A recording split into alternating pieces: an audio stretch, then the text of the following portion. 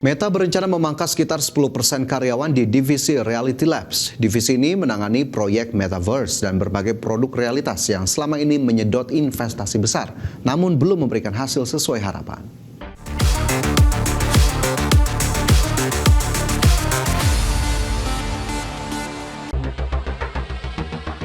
Meta dikabarkan akan memangkas sekitar 10% pekerja di divisi Reality Labs. Dilansir dari The New York Times, divisi ini memiliki total sekitar 15.000 karyawan. Menurut 3 orang yang mengetahui rencana tersebut, gelombang pemutusan hubungan kerja di Reality Labs bisa diumumkan paling cepat pada tanggal 13 Januari. Namun hingga saat ini Meta belum memberikan konfirmasi resmi terkait rencana tersebut. Metaverse merupakan proyek besar yang dipelopori CEO Meta Mark Zuckerberg.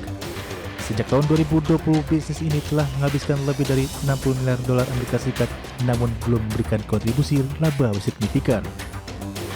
Selain Metaverse, divisi Reality Labs juga mengembangkan headset realitas campuran Meta Quest, termasuk kacamata pintar hasil kerjasama dengan Ray-Ban dari Essilor Luxottica, serta perangkat augmented reality.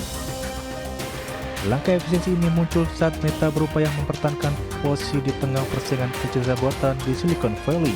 Terlebih setelah model AI lama 4 baru ini mendapat sambutan yang kurang positif. Berbagai sumber untuk IT Action.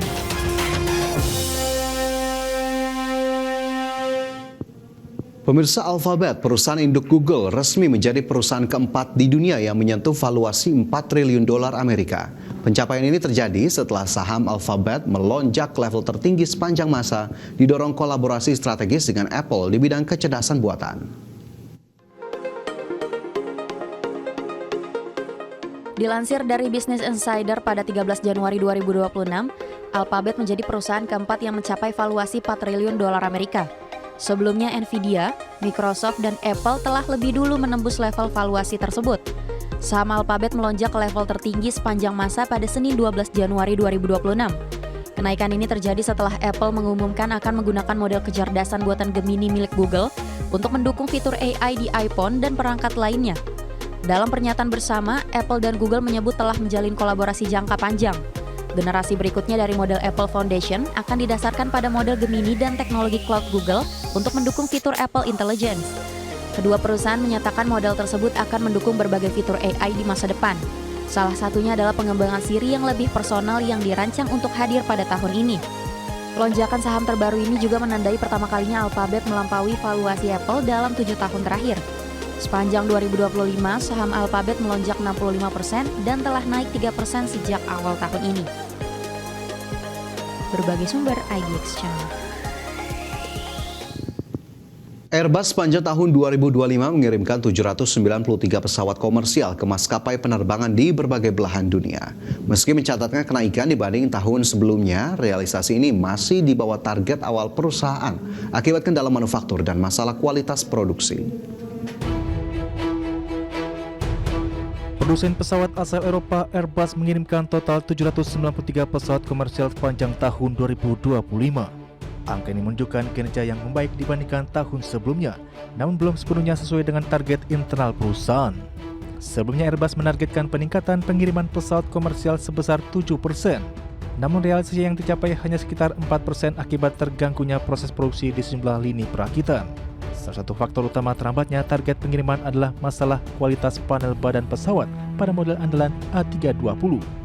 Kendala ini memangkas perusahaan melakukan penyesuaian produksi sehingga mempengaruhi jadwal penyerahan pesawat ke maskapai. Airbus dan pesaingnya Boeing masih berjuang untuk kembali ke tingkat produksi seperti sebelum pandemi. Gangguan jaringan pemasok masih terjadi di tengah tingginya permintaan maskapai untuk memodernisasi armada dan memperluas kapasitas penerbangan. Dilansir dari IFP, Airbus menerima sekitar 1.000 pesanan pesawat sepanjang tahun 2025. Angka pengiriman menjadi perhatian investor karena maskapai membayar sebagian besar harga pesawat saat serah terima, menjadikannya indikator kunci kinerja keuangan perusahaan. Berbagai sumber untuk IDX Channel. Ketegangan di Timur Tengah kembali memanas setelah Presiden Amerika Serikat Donald Trump secara terbuka menyerukan kepada para pengunjuk rasa di Iran untuk mengambil alih lembaga-lembaga negara. Dalam pernyataan yang bernada ancaman, Trump juga menjanjikan bantuan serta konsekuensi berat bagi pejabat Iran yang dianggap melakukan pelanggaran. Namun saat dikonfirmasi mengenai bentuk bantuan yang ia janjikan, Trump memberikan jawaban luas yang mengarah pada isolasi ekonomi terhadap Teheran. Lebih jauh, Trump tidak menutup kemungkinan adanya tindakan militer. Ia mencontohkan rekam jejak kebijakan luar negerinya di masa lalu seperti intervensi di Venezuela serta eliminasi pemimpin ISIS al-Baghdadi dan Jenderal Iran Qasem Sulaiman. Namun menurut Trump, saat ini ia masih memantau perkembangan konflik di Iran, terutama terkait jumlah korban jiwa yang kemungkinan terus bertambah.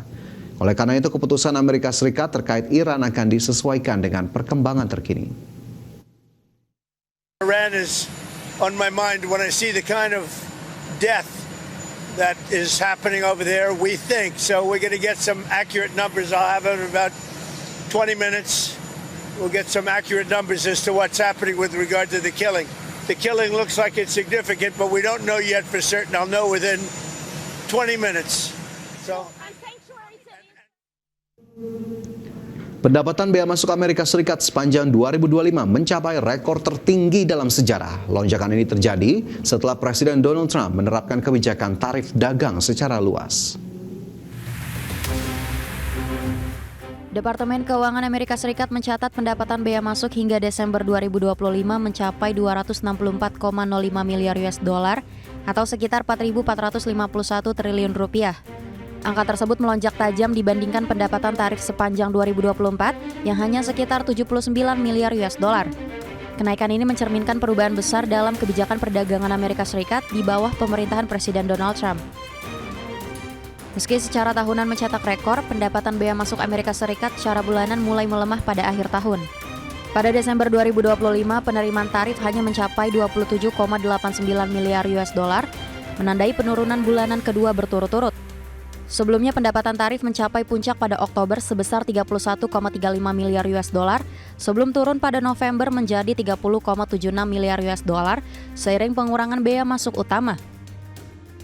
Sementara data Departemen Perdagangan Amerika Serikat menunjukkan defisit perdagangan menyempit pada November menjadi 29,4 miliar US dollar, level terendah sejak 2009.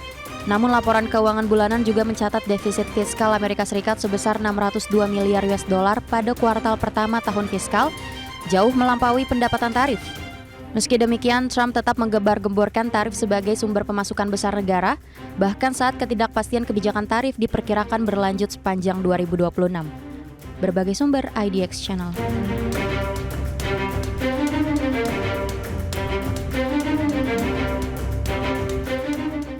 China mencatat surplus perdagangan sebesar 1,2 triliun dolar Amerika di sepanjang tahun 2025 lalu. Pencapaian tersebut seiring dengan kinerja ekspor yang tumbuh melampaui perkiraan. Surplus perdagangan China melonjak hingga menyentuh angka 1,2 triliun dolar Amerika sepanjang tahun 2025. Capaian ini memperpanjang rekor pertumbuhan seiring dengan kinerja ekspor luar negeri yang tumbuh lebih kuat dari perkiraan pada akhir tahun. Berdasarkan data dari Administrasi Umum Bea Cukai China yang dirilis pada Rabu ini, ekspor China meningkat 6,6% pada bulan Desember 2025 dibanding Desember 2024. Realisasi ini merupakan laju pertumbuhan tercepat dalam 3 bulan terakhir, sekaligus melampaui estimasi median para ekonom yang memperkirakan kenaikan sebesar 3,1%. Sementara itu, impor China juga melonjak melampaui ekspektasi dengan kenaikan 5,7%.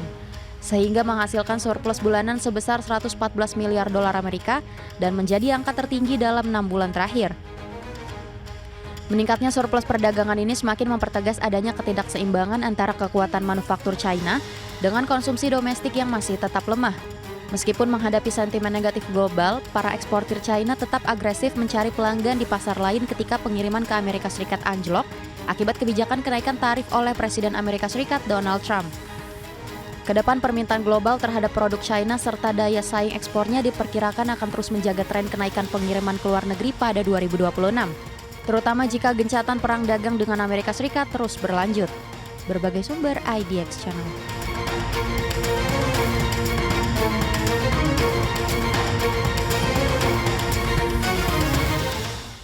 Kejaksaan Korea Selatan menuntut hukuman mati terhadap terdakwa mantan Presiden Korea Selatan Yoon Suk Yeol dalam kasus pernyataan darurat militer pada Desember 2024. Jaksa menyebut Yoon tidak menunjukkan penyesalan atas tindakannya yang telah menyebabkan kekacauan dalam pemerintahan.